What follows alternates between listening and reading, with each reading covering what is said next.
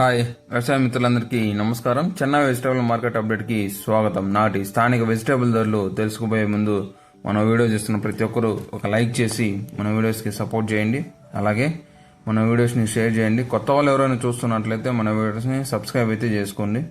అలాగే ఈ వీడియోని చివరి వరకు చూడండి. అన్ని వెజిటేబుల్ ధరలు తెలుసుకుందాం.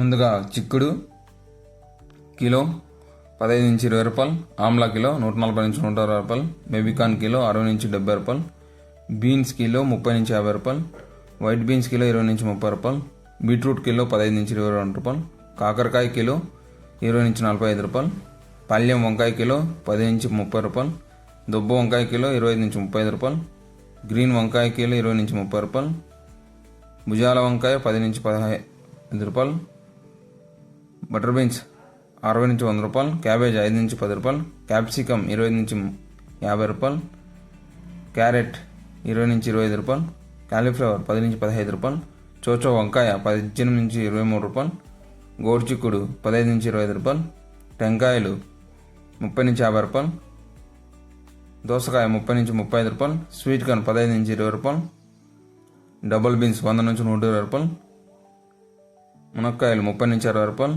వెల్లుల్లి 170 నుంచి 180 రూపాయలు, అల్లం 40 నుంచి 50 రూపాయలు, పచ్చి బఠానీ 90 నుంచి 120 రూపాయలు, పచ్చిమిర్చి 30 నుంచి 70 రూపాయలు, దొండకాయ 10 నుంచి 20 రూపాయలు, బెండకాయలు 20 నుంచి 35 రూపాయలు, పచ్చి మ్యాంగో 10 నుంచి 20 రూపాయలు, నూకల్ 10 నుంచి 15 రూపాయలు, ఆనియన్ 10 నుంచి 15 రూపాయలు, వైట్ ఆనియన్ 20 నుంచి 25 రూపాయలు, బీరకాయలు 20 నుంచి 30 రూపాయలు, బంగాళదుంప 16 నుంచి 20 రూపాయలు, స్వీట్ పొటాటో 20 నుంచి 23 రూపాయలు, ముల్లంగి 10 నుంచి 18 రూపాయలు,